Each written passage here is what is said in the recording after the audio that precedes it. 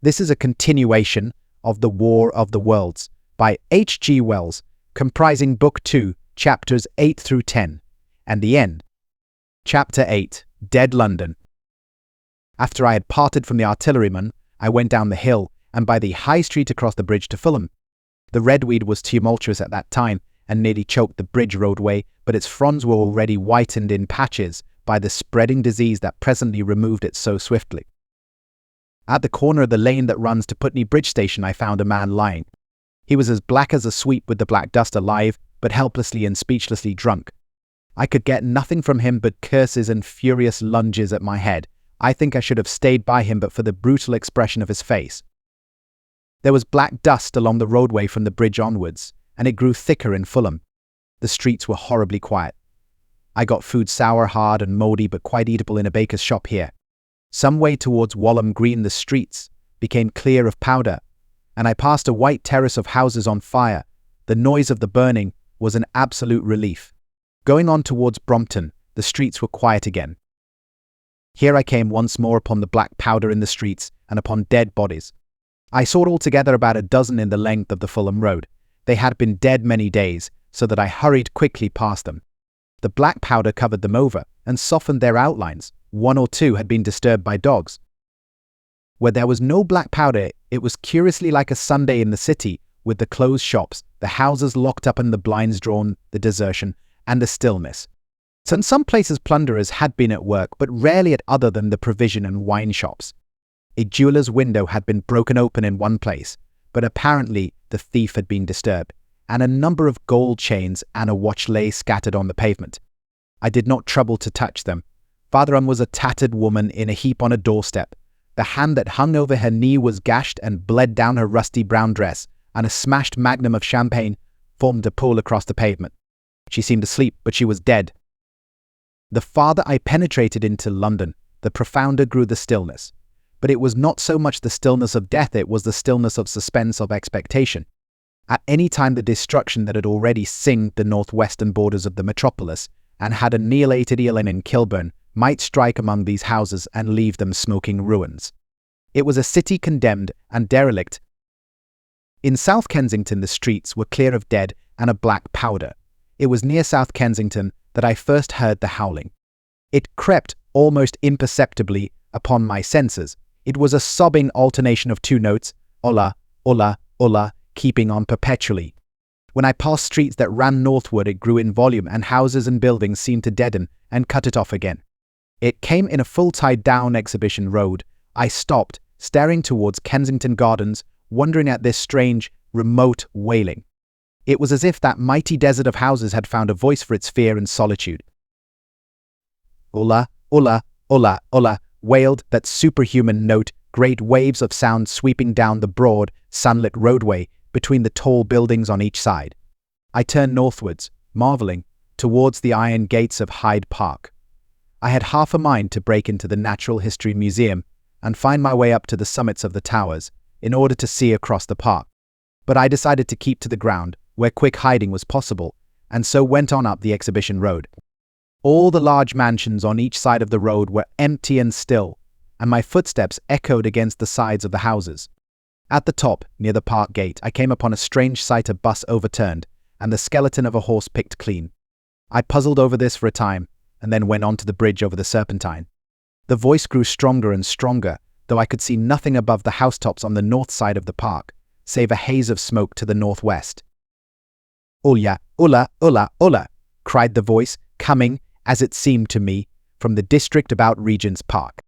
The desolating cry worked upon my mind. The mood that had sustained me passed. The wailing took possession of me. I found I was intensely weary, footsore, and now again hungry and thirsty. It was already past noon. Why was I wandering alone in this city of the dead? Why was I alone when all London was lying in state and in its black shroud? I felt intolerably lonely. My mind ran on old friends that I had forgotten for years. I thought of the poisons in the chemist's shops, of the liquors the wine merchants stored. I recalled the two sodden creatures of despair, who, so far as I knew, shared the city with myself. So I came into Oxford Street by the Marble Arch, and here again were black powder and several bodies, and an evil, ominous smell from the gratings of the cellars of some of the houses. I grew very thirsty after the heat of my long walk. With infinite trouble, I managed to break into a public house and get food and drink.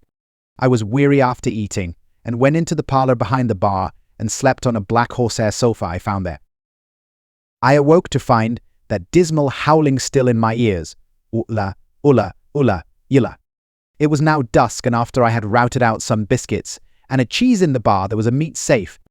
But it contained nothing but maggots. I wandered on through the silent residential squares to Baker Street. Portman Square is the only one I can name, and so came out at last upon Regent's Park. And as I emerged from the top of Baker Street, I saw far away over the trees in the clearness of the sunset the hood of the Martian giant, from which this howling proceeded. And I was not terrified. I came upon him as if it were a matter of course. I watched him for some time, but he did not move. He appeared to be standing and yelling, for no reason that I could discover. I tried to formulate a plan of action. That perpetual sound of ulla, ulla, ulla, ulla confused my mind. Perhaps I was too tired to be very fearful. Certainly I was more curious to know the reason of this monotonous crying than afraid. I turned back away from the park and struck into Park Road, intending to skirt the park, went along under the shelter of the terraces, and got a view of the stationary, howling Martian from the direction of St. John's Wood. A couple of 100 yards out of Baker Street, I heard a yelping chorus and saw, first a dog with a piece of Peter scent, red meat in his jaws, headlong towards me, and then a pack of starving mongrels in pursuit of him. He made a wide curve to avoid me, as though he feared I might prove a fresh competitor. As the yelping died away down the silent road, the wailing sound of ulla, ulla, ulla, ulla reasserted itself. I came upon the wrecked handling machine halfway to St. John's Wood Station. At first I thought a house had fallen across the road. It was only as I clambered among the ruins that I saw, with a start, this mechanical Samson lying, with his tentacles bent and smashed and twisted, among the ruins it had made. The forepart was shattered. It seemed as if it had driven blindly straight at the house and had been overwhelmed in its overthrow. It seemed to me then that this might have happened by a handling machine escaping from the guidance of its Martian. I could not clamber among the ruins to see it, and the twilight was now so far advanced that the blood with which its seat was smeared and the gnawed gristle of the Martian that the dogs had left were invisible to me. Wondering still more at all that I had seen, I pushed on towards Primrose Hill. Far away, through a gap in the trees, I saw a second Martian, as motionless as the first, standing in the park towards the zoological gardens, and silent. A little beyond the ruins, about the smashed handling machine, I came upon the red weed again, and found the Regent's Canal a spongy mass of dark red vegetation. As I crossed the bridge, the sound of ulla, ulla, ulla, ulla ceased. It was, as it were, cut off. The silence came like a thunderclap.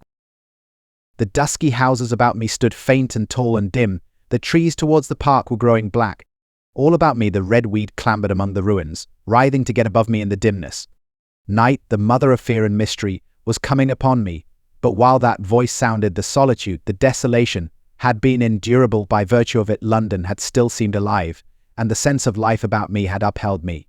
Then suddenly a change, the passing of something I knew not what, and then a stillness that could be felt. Nothing but this gaunt quiet. London about me gazed at me spectrally. The windows in the white houses were like the eye sockets of skulls. About me my imagination found 1,000 noiseless enemies moving. Terror seized me, a horror of my temerity. In front of me the road became pitchy black as though it was tarred, and I saw a contorted shape lying across the pathway. I could not bring myself to go on. I turned down St. John's Wood Road and ran headlong from this unendurable stillness towards Kilburn. I hid from the night and the silence until long after midnight in a cabman's shelter in Harrow Road. But before the dawn my courage returned, and while the stars were still in the sky I turned once more towards Regent's Park. And I missed my way among the streets, and presently saw down a long avenue in the half-light of the early dawn the curve of Primrose Hill. On the summit, towering up to the fading stars, was a third Martian, erect and motionless like the others. An insane resolve possessed me. I would die and end it, and I would save myself even the trouble of killing myself. I marched on recklessly towards this Titan, and then as I drew nearer and the light grew, I saw that a multitude of black birds was circling and clustering about the hood. At that my heart gave a bound, and I began running along the road. So I hurried through the red weed that choked St. Edmund's Terrace. I waded breast high across a torrent of water that was rushing down from the waterworks towards the Albert Road and emerged upon the grass before the rising of the sun. Great mounds had been heaped about the crest of the hill, making a huge redoubt of it. It was the final and largest place the Martians had made, and from behind these heaps there rose a thin smoke against the sky. Against the skyline an eager dog ran and disappeared. The thought that had flashed into my mind grew real, grew credible. I felt no fear, only a wild, trembling exultation as I ran up the hill towards the motionless monster. Out of the hood hung lank shreds of brown, at which the hungry birds pecked and tore.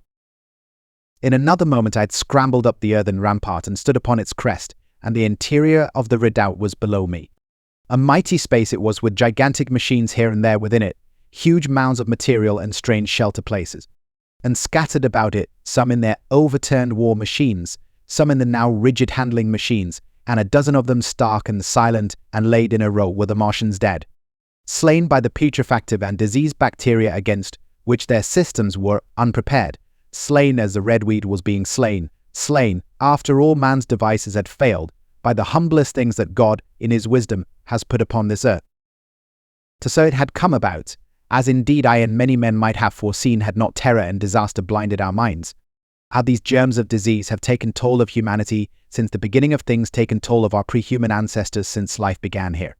So, by virtue of this natural selection of our kind, we have developed resisting power. To no germs do we succumb without a struggle, and to many those that cause putrefaction in dead matter. For instance, our living frames are altogether immune. But there are no bacteria in Mars, and directly these invaders arrived, directly they drank and fed, our microscopic allies began to work their overthrow. Already when I watched them, they were irrevocably doomed, dying and rotting even as they went to and fro. It was inevitable. By the toll of 1 billion deaths man has bought his birthright of the earth. And it is his against all comers. It would still be his were the Martians 10 times as mighty as they are. For neither do men live nor die in vain. So then there they were scattered, nearly 50 altogether, in that great gulf they had made, overtaken by a death that must have seemed to them as incomprehensible as any death could be. To me also at that time, this death was incomprehensible. All I knew was that these things that had been alive and so terrible to men were dead. For a moment I believed that the destruction of Sennacherib had been repeated, that God had repented, that the angel of death had slain them in the night. I stood staring into the pit, and my heart lightened gloriously, even as the rising sun struck the world to fire about me with his rays. The pit was still in darkness, the mighty engines, so great and wonderful in their power and complexity, so unearthly in their tortuous forms, rose weird and vague and strange out of the shadows towards the light. A multitude of dogs I could hear fought over the bodies that lay darkly in the depth of the pit, far below me. Across the pit on its farther lip, flat and vast and strange, lay the great flying machine with which they had been experimenting upon our denser atmosphere when decay and death arrested them. Death had come not a day too soon. At the sound of a cawing overhead, I looked up at the huge fighting machine that would fight no more forever, at the tattered red shreds of flesh that dripped down upon the overturned seats on the summit of Primrose Hill. I turned and looked down the slope of the hill to where, enhaloed now in birds, stood those other 2 Martians that I had seen overnight, just as death had overtaken them. The one had died, even as it had been crying to its companions. Perhaps it was the last to die, and its voice had gone on perpetually until the force of its machinery was exhausted. They glittered now, harmless tripod towers of shining metal, in the brightness of the rising sun. All about the pit, and saved as by a miracle from everlasting destruction, stretched the great mother of cities. Those who have only seen London veiled in her sombre robes of smoke can scarcely imagine the naked clearness and beauty of the silent wilderness of houses. So eastward, over the blackened ruins of the Albert Terrace and the splintered spire of the church, the sun blazed dazzling in a clear sky, and here and there some facet in the great wilderness of roofs caught the light and glared with a white with the hide intensity. Northward were Kilburn and Hampstead, blue and crowded with houses. Westward the great city was dimmed, and southward, beyond the Martians, the green waves of Regent's Park, the Langham Hotel, the dome of the Albert Hall, the Imperial Institute, and the giant mansions of the Brompton Road came out clear and little in the sunrise, the jagged ruins of Westminster rising hazily beyond. Far away in blue were the Surrey hills, and the towers of the Crystal Palace glittered like 2 silver rods. The dome of St. Paul's was dark against the sunrise, and injured, I saw for the first time, by a huge gaping cavity on its western side. And as I looked at this wide expanse of houses and factories and churches, silent and abandoned, as I thought of the multitudinous hopes and efforts, the innumerable hosts of lives that had gone to build this human reef, and of the swift and ruthless destruction that had hung over it all, when I realized that the shadow had been rolled back, and that men might still live in the streets, and this dear vast dead city of mine be once more alive and powerful, I felt a wave of emotion that was near akin to tears. The torment was over. Even that day the healing would begin. To survivors of the people, scattered over the country leaderless, lawless, foodless, like sheep without a shepherd, the thousands who had fled by sea would begin to return, the pulse of life growing stronger and stronger. It would beat again in the empty streets and pour across the vacant squares. Whatever destruction was done, the hand of the destroyer was stayed. All the gone wrecks, the blackened skeletons of houses that stared so dismally at the sunlit grass of the hill, would presently be echoing with the hammers of the restorers and ringing with the tapping of their trowels. At the thought I extended my hands towards the sky and began thanking God. In a year, thought I, in a year. So with overwhelming force came the thought of myself, of my wife, and the old life of hope and tender helpfulness that had ceased forever. Chapter 9. Wreckage. And now comes the strangest thing in my story, yet perhaps it is not altogether strange. I remember, clearly and coldly and vividly, all that I did that day until the time that I stood weeping and praising God upon the summit of Primrose Hill. And then I forget. Of the next 3 days I know nothing. I have learned since that, so far from my being the first discoverer of the Martian overthrow, several such wanderers as myself had already discovered this on the previous night. One man, the first, had gone to St. Martin's-le-Grand, and while I sheltered in the cabman's hut, had contrived to telegraph to Paris. Thence the joyful news had flashed all over the world. 1,000 cities, chilled by ghastly apprehensions, suddenly flashed into frantic illuminations. They knew of it in Dublin, Edinburgh, Manchester, Birmingham, at the time when I stood upon the verge of the pit. Already men, weeping with joy as I have heard, shouting and staying their work to shake hands and shout, were making up trains, even as near as Crewe, to descend upon London. The church bells that had ceased a fortnight since suddenly caught the news, until all England was bell-ringing. Men on cycles, lean-faced, unkempt, scorched along every country lane, shouting of unhoped deliverance, shouting to gaunt, staring figures of despair. And for the food, across the Channel, across the Irish Sea, across the Atlantic, corn, bread, and meat were tearing to our relief. All the shipping in the world seemed going Londonward in those days, but of all this I have no memory. I drifted a demented man. I found myself in a house of kindly people, who had found me on the third day wandering, weeping, and raving through the streets of St. John's Wood. They have told me since that I was singing some insane doggerel about the last man left alive. Hurrah! The last man left alive. Troubled as they were with their own affairs, these people, whose name, much as I would like to express my gratitude to them, I may not even give here, nevertheless cumbered themselves with me, sheltered me, and protected me from myself. Apparently they had learned something of my story from me during the days of my lapse. Very gently, when my mind was assured again, did they break to me what they had learned of the fate of Leatherhead. 2 days after I was imprisoned it had been destroyed, with every soul in it, by a Martian.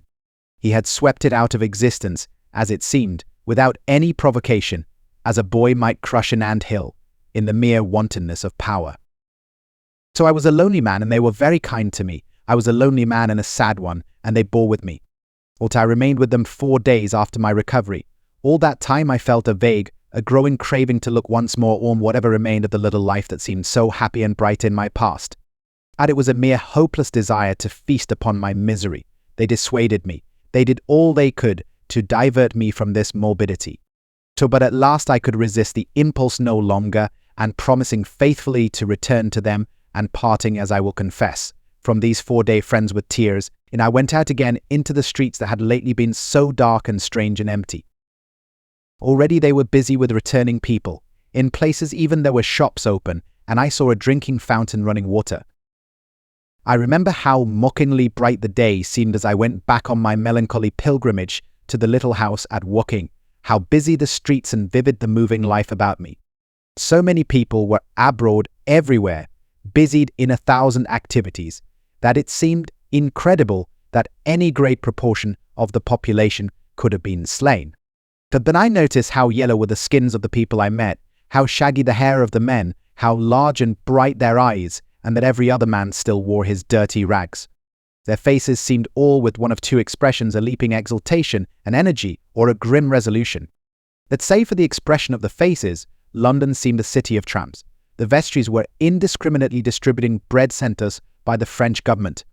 The ribs of the few horses showed dismally. Haggard special constables with white badges stood at the corners of every street. I saw little of the mischief wrought by the Martians until I reached Wellington Street, and there I saw the red weed clambering over the buttresses of Waterloo Bridge. At the corner of the bridge, too, I saw one of the common contrasts of that grotesque time: a sheet of paper flaunting against the thicket of the red weed, transfixed by a stick that kept it in place. It was the placard of the first newspaper to resume publication, the Daily Mail. I bought a copy for a blackened shilling I found in my pocket. Most of it was in blank, but the solitary compositor who did the thing had amused himself by making a grotesque scheme of advertisement stereo on the back page. The matter he printed was emotional. The news organization had not as yet found its way back. I learned nothing fresh, except that already in 1 week the examination of the Martian mechanisms had yielded astonishing results. Among other things, the article assured me what I did not believe at the time, that the secret of flying was discovered. At Waterloo I found the free trains that were taking people to their homes. The first rush was already over, so there were few people in the train, and I was in no mood for casual conversation. I got a compartment to myself and sat with folded arms, looking greyly at the sunlit devastation that flowed past the windows. And just outside the terminus the train jolted over temporary rails, and on either side of the railway the houses were blackened ruins. To Clapham Junction the face of London was grimy with powder of the black smoke, in spite of 2 days of thunderstorms and rain. And at Clapham Junction the line had been wrecked again. There were hundreds of out-of-work clerks and shopmen working side by side with the customary navvies, and we were jolted over a hasty relaying. All down the line from there the aspect of the country was gaunt and unfamiliar. Wimbledon particularly had suffered. Walton, by virtue of its unburned pine woods, seemed the least hurt of any place along the line. The Wandle, the Mole, every little stream was a heaped mass of red weed in appearance between butcher's meat and pickled cabbage. The Surrey pine woods were too dry, however, for the festoons of the red climber. Beyond Wimbledon, within sight of the line, in certain nursery grounds, were the heaped masses of earth about the 6th Ceylon. A number of people were standing about it, and some sappers were busy in the midst of it. Over it flaunted a Union Jack, flapping cheerfully in the morning breeze. The nursery grounds were everywhere crimson with the weed, a wide expanse of livid colour cut with purple shadows, and very painful to the eye. One's gaze went with infinite relief from the scorched greys and sullen reds of the foreground to the blue-green softness of the eastward hills. The line on the London side of Woking Station was still undergoing repair, so I descended at Byfleet Station and took the road to Maybury, past the place where I and the artilleryman had talked to the hussars, and on by the spot where the Martian had appeared to me in the thunderstorm. Here, moved by curiosity, I turned aside to find, among a tangle of red fronds, the warped and broken dog-cart with the whitened bones of the horse, scattered and gnawed. For a time I stood regarding these vestiges. Then I returned through the pine wood, neck-high with red weed here and there, to find the landlord of the spotted dog had already found burial, and so came home past the College Arms. A man standing at an open cottage door greeted me by name as I passed.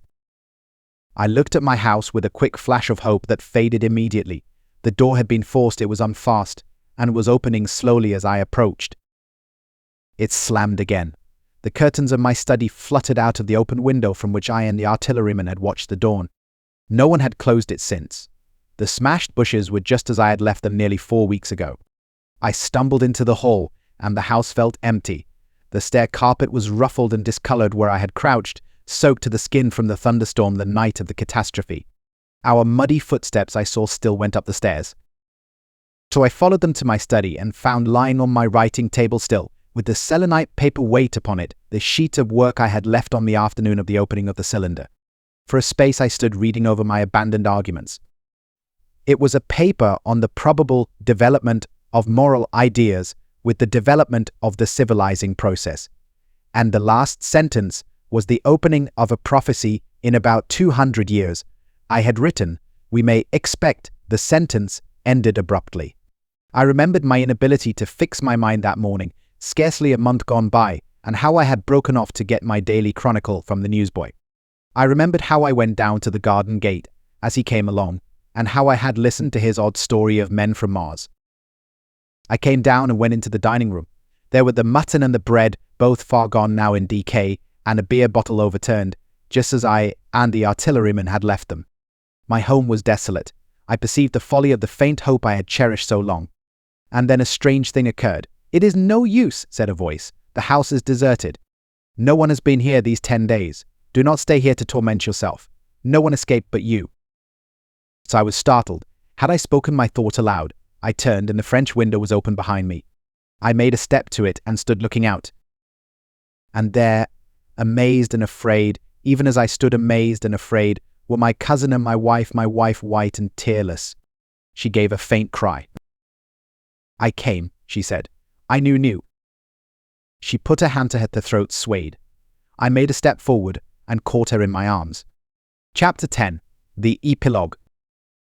I cannot but regret, now that I am concluding my story, how little I am able to contribute to the discussion of the many debatable questions which are still unsettled. In one respect, I shall certainly provoke criticism. My particular province is speculative philosophy. My knowledge of comparative physiology is confined to a book or two, but it seems to me that Carver's suggestions as to the reason of the rapid death of the Martians is so probable as to be regarded almost as a proven conclusion. I have assumed that in the body of my narrative, at any rate, in all the bodies of the Martians that were examined after the war, no bacteria except those already known as terrestrial species were found, that they did not bury any of their dead, and the reckless slaughter they perpetrated point also to an entire ignorance of the putrefactive process. But probable as this seems, it is by no means a proven conclusion. Neither is the composition of the black smoke known, which the Martians used with such deadly effect, and the generator of the heat rays remains a puzzle. The terrible disasters at the Elling and South Kensington laboratories have disinclined analysts for further investigations upon the latter. Spectrum analysis of the black powder points, unmistakably, to the presence of an unknown element with a brilliant group of 3 lines in the green, and it is possible that it combines with argon to form a compound which acts at once with deadly effect upon some constituent in the blood. But such unproven speculations will scarcely be of interest to the general reader to whom this story is addressed. So none of the brown scum that drifted down the Thames after the destruction of Shepperton was examined at the time, and now none is forthcoming.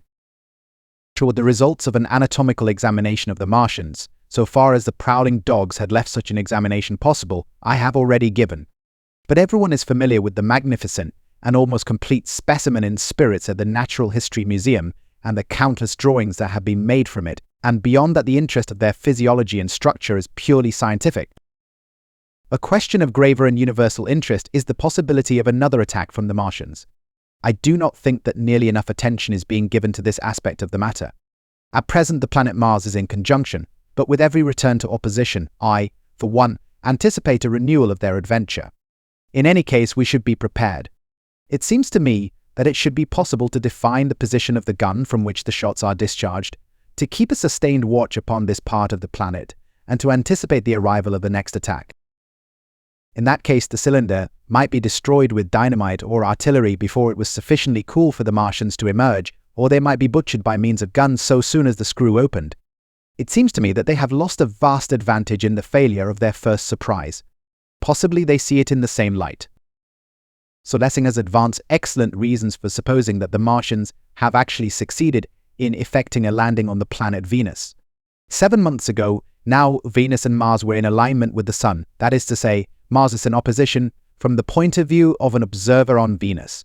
Subsequently, a peculiar luminescent sinuous marking appeared on the unillumined half of the inner planet, and almost simultaneously a faint dark mark of a similar Caenius character was detected upon a photograph of the Martian disk. One needs to see the drawings of these appearances in order to appreciate fully their remarkable resemblance in character. At any rate, whether we expect another invasion or not, our views of the human future must be greatly modified by these events. We have learned now that we cannot regard this planet as being fenced in and a secure abiding place for man. We can never anticipate the unseen good or evil that may come upon us suddenly out of space. It may be that in the larger design of the universe, this invasion from Mars is not without its ultimate benefit for men. It has robbed us of that serene confidence in the future, which is the most fruitful source of decadence. The gifts to human science it has brought are enormous, and it has done much to promote the conception of the commonweal of mankind. It may be that across the immensity of space the Martians have watched the fate of these pioneers of theirs and learned their lesson, and that on the planet Venus they have found a securer settlement. Be that as it may, for many years yet there will certainly be no relaxation of the eager scrutiny of the Martian disk, and those fiery darts of the sky, the shooting stars, will bring with them as they fall an unavoidable apprehension to all the sons of men. The broadening of men's views that has resulted can scarcely be exaggerated. Before the cylinder fell, there was a general persuasion that through all the deep of space no life existed beyond the petty surface of our minute sphere. Now we see further. If the Martians can reach Venus, there is no reason to suppose that the thing is impossible for men, and when the slow cooling of the sun makes this earth uninhabitable, as at last it must do, but it may be that the thread of life that has begun here will have streamed out and caught our sister planet within its toils. Dim and wonderful is the vision I have conjured up in my mind of life's spreading slowly from this little seed-bed of the solar system throughout the inanimate vastness of sidereal space. But that is a remote dream. It may be, on the other hand, that the destruction of the Martians is only a reprieve. To them and not to us, perhaps, is the future ordained. I must confess the stress and danger of the time have left an abiding sense of doubt and insecurity in my mind. I sit in my study writing by lamplight, and suddenly I see again the healing valley below set with riding flames and feel the house behind and about me empty and desolate. I go out into the Byfleet Road and vehicles pass me, a butcher boy in a cart, a cab full of visitors, a workman on a bicycle, children going to school, and suddenly they become vague and unreal, and I hurry again with the artilleryman through the hot, brooding silence. Overnight I see the black powder darkening the silent streets, and the contorted bodies shrouded in that layer. They rise upon me tattered and dog-bitten. They gibber and grow fiercer, paler, uglier, mad distortions of humanity at last, and I wake cold and wretched in the darkness of the night. I go to London and see the busy multitudes in Fleet Street and the Strand, and it comes across my mind that they are but the ghosts of the past, haunting the streets that I have seen, silent and wretched, going to and fro, phantasms in a dead city, the mockery of life in a galvanized body. And strange, too, it is to stand on Primrose Hill, as I did but a day before writing this last chapter, to see the great province of houses, dim and blue through the haze of the smoke and mist, vanishing at last into the vague lower sky, to see the people walking to and fro among the flower beds on the hill, to see the sightseers about the Martian machine that stands there still, to hear the tumult of playing children, and to recall the time when I saw it all bright and clear-cut, hard and silent, under the dawn of that last great day. And strangest of all is it to hold my wife's hand again, and to think that I have counted her, and that she has counted me, among the dead. The end. Best audiobooks for free. Hopes that you have enjoyed this production of The War of the Worlds by H.G. Wells. Please subscribe to our channel on YouTube and Rumble, as your subscription is the support we need to create more great free content. Please look to our website at bestaudiobooksforfree.com for a complete list of our audiobooks